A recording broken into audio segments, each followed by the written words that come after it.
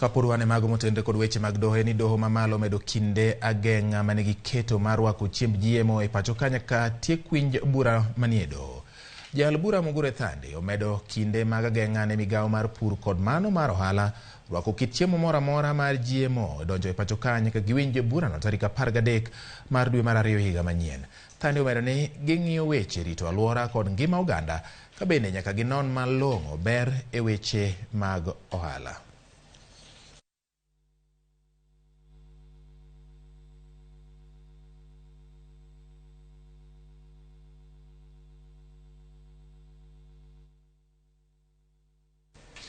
Weg kembe marego mogo kod johala omi thuolo mar kelo oduma kod ochele kowuok e pinje maoko maonge osuru moro amora ma ing'ade kochakore dwe mar 2 nyaka dwe mar 8 mar higa manyien.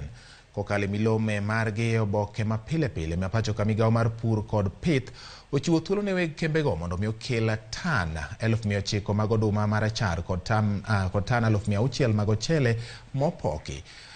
Kagikoni mano biro romo ne oganda jo Kenya nyaka chop jopur yud keyo ma kind dwe mar 7 kod dwe mar 8 2023.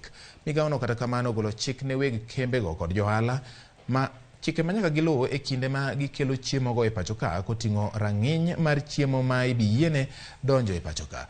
Migawono yango ni oduma ma ikelo ng'ich maigi ok winjo bed ni kalo 13 kaka oketi e chike ma pacho ka.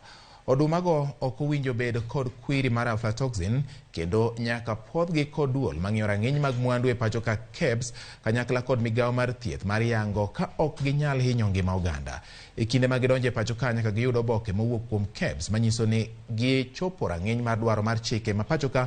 Ka odumago bende owinjo bed ni chopo e pacho ka ma ok okalo dwe mar 6 ma ok okalo tarik 6 dwe mar 8 mar higa manyien. Ochele ma ibiro kel nyaka bed ni gin mago mosepoki ma iluongo ni grade 1 kendo motuo mane oka ka ndalo ne oseromo. Nyaka gibed maler ma ok ong'injore kendo ma ok okikore kendo nyaka gibed ni ok ginyal kelo hinyruok ne ngima oganda. Migawono bende okoni ochelego nyaka bed maonge tik moro amora, kik gibed kod kunde, kik gibed ni gipur manyalo kelo chich mar kwiri bedo e igi kendo nyaka gidonje pacho ka ma ok okalo tarik 6 dwe mar 8 higa manyien.